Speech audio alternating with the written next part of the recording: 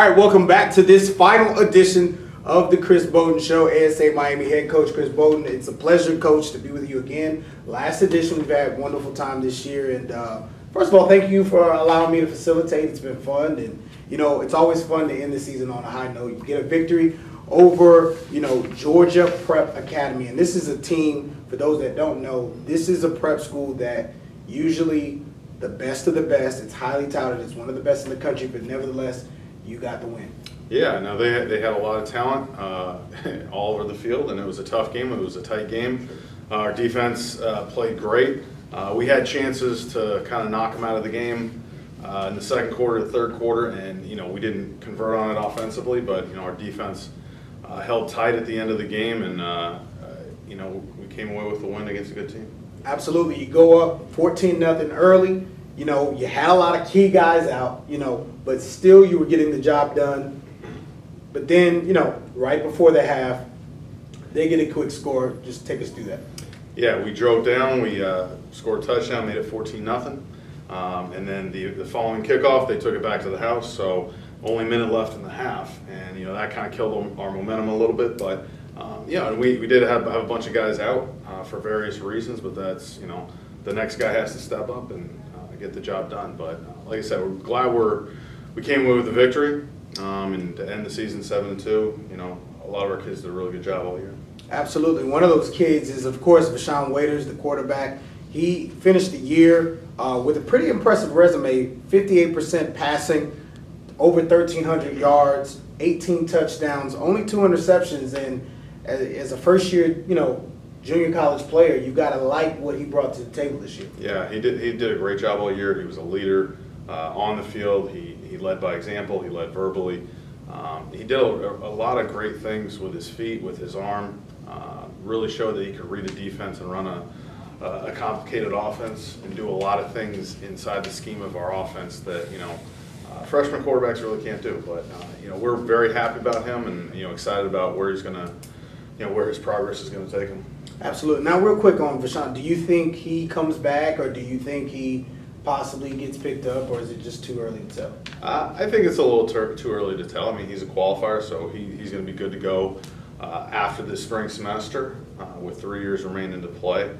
If he wants to come back, if he feels he's not getting the offers he wants, he'll obviously come back for another year. But we want what's best for him and want him to find a school that he's comfortable with. And like I said, that's our job here to make sure that we do that with all our kids. Scores from Lloyd, Howard. Howard stepping up a little bit. He hasn't been necessarily the feature guy, but he got into the end zone this year. And what can you say? Because we haven't talked a lot about him this year. Right. Yeah, Lloyd's done a great job. He came in really late in the camp. Started off at receiver. We moved him back to running back, so he kind of got started a little bit late. He's a qualifier. Did a great job of picking up the offense in a very short period of time. And really, all three of our running backs, Hartnett, Lloyd, and Lorenzo Reeves, they all did a great job all year. We felt like we had 3 running backs that we could continually roll all game to keep them fresh, and at the same time making sure they're all getting filmed. But yeah, definitely Lloyd's done a great job for us this year. He did a great job in pass protection. It's a great job catching the ball, and we're really happy with him. So yeah, it was good for Howard to get a chance to kind of get acclimated. Let's talk about Deandre Smith, because he's a guy that I think he only had 3 receptions on the season. One of them was a touchdown in this past game. Kind of nice for him to get an opportunity. Yeah, Deandre is a sophomore. He's done a great job all year. He shows up every day at practice. He works his tail off. We started a lot of the sophomore receivers this game as a thank you to them for showing up and doing everything right. And Deandre has played on and off during the year. Hasn't had a lot of production. He did a great job this game, ran a great corner route and off of our little play action and got himself a touchdown. Great kid, does a great job blocking, and I was really happy to see him get in the end zone. Lastly, I got to ask you about this. Take a look at this pick. You got a team backed up into their own end zone. They throw a screen pass, which is like an unforgivable offensive play from that area, and you guys intercepted. I mean, just take us through that one. Yeah, it happened really fast too. I believe it was like the second play of the drive, so we're still making offensive corrections and then turn around and just saw the ball in the air. They caught it and the defense is going crazy, and it was a huge, it was funny. It was a great play, and the play call is what it is, but I'm glad we capitalized on it. So yeah, next season, sophomore laden team. We're looking forward to that. ASA Miami Storm will definitely be in full effect. talking about the future of this program, junior college signing day is right around the corner, December 14th. Give us an update on some of the guys that we expect to bring in and just, what are we expecting to see here for next season? Right. At this point in the season of junior college recruiting, this is when it really picks up. A lot of teams come in. Today I was on the phone with Oklahoma for a couple of our guys, with Wagner, with Kansas. It's just you hit that point in the season and you kind of get bum rushed by a lot of the schools. So it's a great opportunity for our kids to sign on signing day. Obviously Shamar Hamilton, we're assuming he's going to sign with Colorado, and I think that'll be a great spot for him. A couple of the other guys, the better players, Matt White and Deandre Matthews, probably are going to be spring graduates as they're working on their academics. But there's a lot of guys that we have that are qualifiers that there's a chance that they can go mid-year right now, and then we have a bunch of other qualifiers that can go at the end of the spring. But this is a fun time for the coaches because schools show up every day, and they're always looking for good players, and we have to do our job and our due diligence to make sure that we present all the offers to them to make sure they can make the best decision. And how does that work? Take us through that, because the kids are no longer on the field. There's no practice, I assume.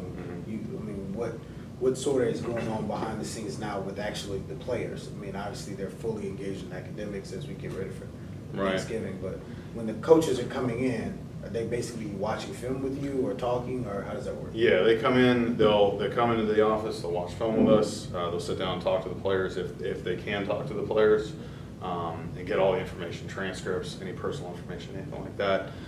We do have our sophomore and qualifier showcase on December 9th at 10 Hendricks Stadium, where we're expecting a lot of college coaches to come down and to see our kids, work out. And that'll be the last time our kids are on the field working out until the springtime. But like I said, the recruiting process at the junior college level, it's fun because we have to deal with both sides. We have to recruit kids to come here, and then we have to turn around and get them recruited out of here. Okay, so real quick, take us through, who ASA is looking at, or is it still too early? About the guys who are either coming from other colleges or coming out of high school, where are you and your personal recruitment here for ASA? We've talked to a number of different kids, transfers, high school kids. We feel we have a couple big-time O-linemen coming in. We've been on a couple of the DBs are possibly coming back. There was a big-time kid that might possibly be coming back. But we're looking for all kids and bringing in as many kids as possible to create as much opportunity and competition for the kids that are here. Absolutely. Well, if you're out there, junior college schedule, full schedule next year. Coach Chris Boden 7-2 in year one. As far as it goes, ASA Miami is as good as it gets, and just continue to build on the legacy here. And congratulations, Coach, on a great first season. Thank you. And we're looking forward to more. This is going to do it for the Coach Chris Boden Show. I'm Brandon Odoi of Football Hotbed. It's been a pleasure all season. Going to leave you with a few highlights of the season as we get ready to get out of here. I want to say thank you for joining us and tuning in. We'll see you next season.